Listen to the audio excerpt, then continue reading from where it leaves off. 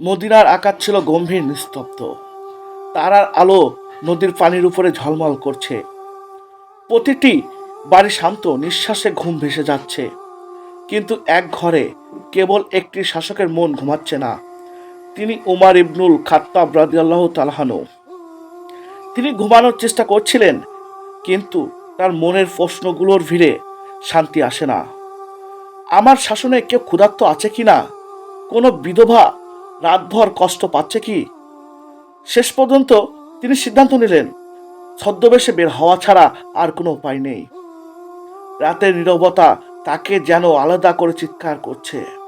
মদিনার সরু পথগুলো অন্ধকারে ঢেকে গেছে, কিন্তু তার চোখে সব কিছু খুঁজে দেখছে। একটি ছোট ঘরের জানালার ভেতর থেকে কেঁদে উঠছে একটি শিশু। উমর রাদিয়াল্লাহু তাআলা আনহু সুনিশ্চিত হলেন, এটি শুধু এক শিশু নয়, বরং পুরো জাতির কান্না। ঘরে ঢুকে দেখলেন এক বিধবা মা চুলোর পাশে আগুন জ্বালাচ্ছে। খাবার নেই, কেবল পানি বসানো। শিশুরা ক্ষুধার্ত চোখে তাকিয়ে আছে। উমর রাদিয়াল্লাহু তাআলা আনহু কণ্ঠ নরম করে জিজ্ঞেস করলেন, মেয়ে, তুমি কেন কাঁদছো? নারী কণ্ঠ জবাবে উত্তর দিলেন, আমার সন্তানরা ক্ষুধার্ত, আর খলিফা আমাদের খবর রাখে না। এই শব্দটি ছিল যেন একটি তীর, সরাসরি উমর রাদিয়াল্লাহু তাআলা আনহুর হৃদয়ে আঘাত হানল। তার চোখে পানি চলে এলো। তিনি কাঁধে করে বস্তা তুলে নিলেন বাইতুল মাল থেকে খাদ্য আনতে। সঙ্গী বললেন, আমাকে দেন, আমি বহন করি। কান্না কণ্ঠে জড়িত উমর রাদিয়াল্লাহু তাআলা আনহু উত্তর দিলেন, কিয়ামতের দিন কি তুমি আমার গুনাহ বহন করবে? তিনি নিজে সেই বস্তা কাঁধে করে নিয়ে নিজেই রান্না শুরু করলেন। শিশুরা খুশি হয়ে খেলতে শুরু করলো। উমর রাদিয়াল্লাহু তাআলা আনহু দাঁড়িয়ে চোখ মুছলেন। একজন শাসক শুধু আসন নয়, শাসক মানে মানুষের কষ্টের দায়ভার।